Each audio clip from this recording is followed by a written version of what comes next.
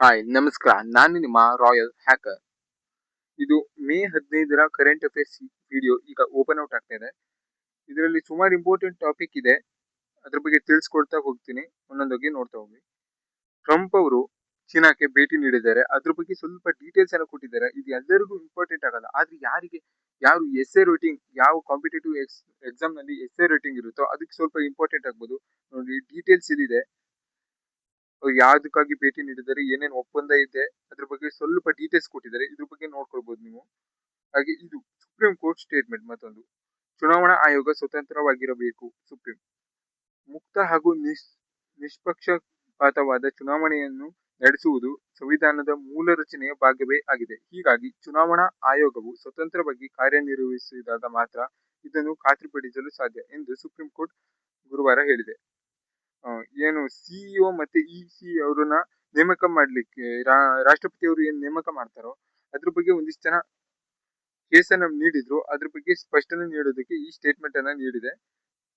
ಸ್ವಲ್ಪ ಡೀಟೇಲ್ಸ್ ಕೊಟ್ಟಿದ್ದಾರೆ, ನೋಡ್ಕೊಳ್ಬಹುದು. ನೆಕ್ಸ್ಟ್, ತೀರ್ಪು ಕಾಯ್ದಿರಿಸಿದ ಸುಪ್ರೀಂ ಕೋರ್ಟ್. ಇದೇನಂದ್ರೆ, ಕೇರಳದ ಶಬರಿಮಲೆ ದೇವಸ್ಥಾನದಲ್ಲಿ ಹೆಣ್ಣು ಮಕ್ಕಳಿಗೆ ಪ್ರವೇಶ ಇಲ್ಲ. ಹಾಗೆ ಕೇರಳ ಅಂತ ಸುಮಾರು ಕಡೆ ಇಲ್ಲ, ಅದು ನಿರ್ಬಂಧ ಇದೆ. ಅದ್ರ ಬಗ್ಗೆ ಒಂದಿಷ್ಟು ಕೇಸನ್ನ ಸುಪ್ರೀಂಗೆ ನೀಡಲಾಗಿತ್ತು. ಅದ್ರ ಬಗ್ಗೆ ಕೇಂದ್ರ ಸರ್ಕಾರಕ್ಕೆ ಸರಿಯಾದ ಸುಪ್ರೀಂ ಕೇಳಿತ್ತು.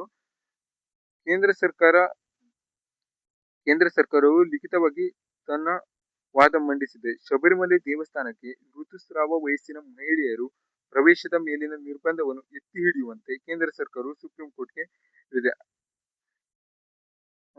ಇದು ಸ್ವಲ್ಪ ಧಾರ್ಮಿಕ ವಿಷಯಕ್ಕೆ ಸಂಬಂಧಿಸಿದ್ರಿಂದ ಇದ್ರ ಬಗ್ಗೆ ಮತ್ತೊಂದಿಷ್ಟು ವಿಚಾರಣೆ ನಡೆಸೋದಕ್ಕೆ ತೀರ್ಪನ್ನ ಮುಂದೆ ಕಾಯ್ದಿರಿಸಿದೆ ಅಂತ ಹೇಳ್ತಾ ಇದ್ದಾರೆ.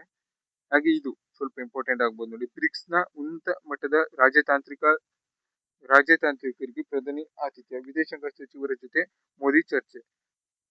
ಈ ಬ್ರಿಕ್ಸ್ ಬಗ್ಗೆ ಸ್ವಲ್ಪ ಡೀಟೇಲ್ಸ್ ಕೊಟ್ಟಿದ್ದಾರೆ ನೋಡಿ. ಅವ್ರದ್ದು ಮೀಟಿಂಗ್ ಇತ್ತು, ಅದ್ರ ಬಗ್ಗೆ ಸ್ವಲ್ಪ ಡೀಟೇಲ್ಸ್ ಕೊಟ್ಟಿದ್ದಾರೆ. ಬ್ರೆಜಿಲ್, ರಷ್ಯಾ, ಭಾರತ, ಚೀನಾ ಮತ್ತು ದಕ್ಷಿಣ ಆಫ್ರಿಕಾವನ್ನು ಒಳಗೊಂಡ ಬ್ರಿಕ್ಸ್ಗೆ 2024ರಲ್ಲಿ Egypt, Ethiopia, Iran, United Arab Emirates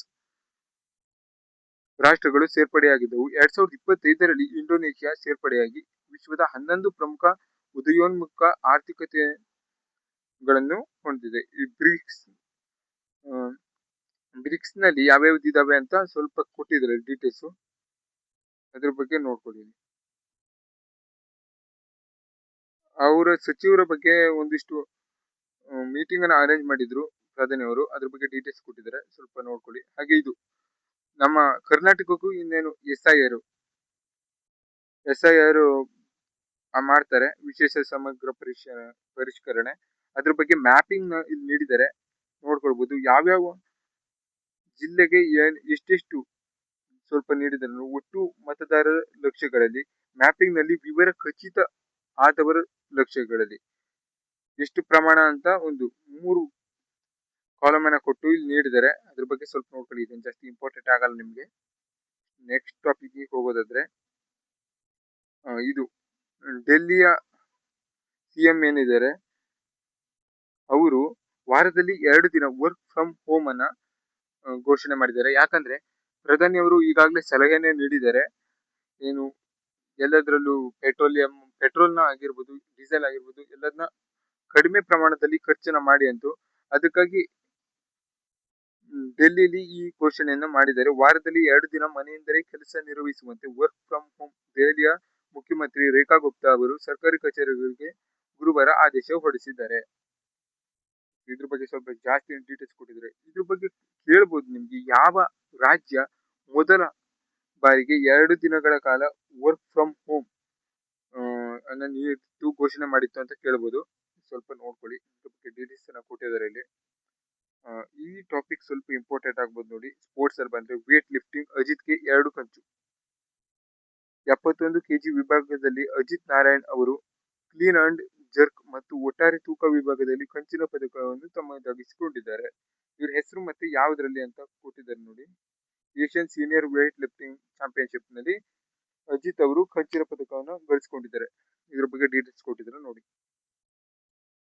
next ನೋಡೋದಾದ್ರೆ, ಸಕ್ಕರೆ ರಫ್ತಿಗೆ ನಿಷೇಧ. ಸಕ್ಕರೆ ರಫ್ತಿಗೆ ತಕ್ಷಣದಿಂದ ಜಾರಿಗೆ ಬರುವಂತೆ ಕೇಂದ್ರ ಸರ್ಕಾರ ನಿಷೇಧ ಹೇರಿದೆ. ಇದು ಸೆಪ್ಟೆಂಬರ್ 30ರವರೆಗೆ ಜಾರಿಯಲ್ಲಿ ಇರಲಿದೆ.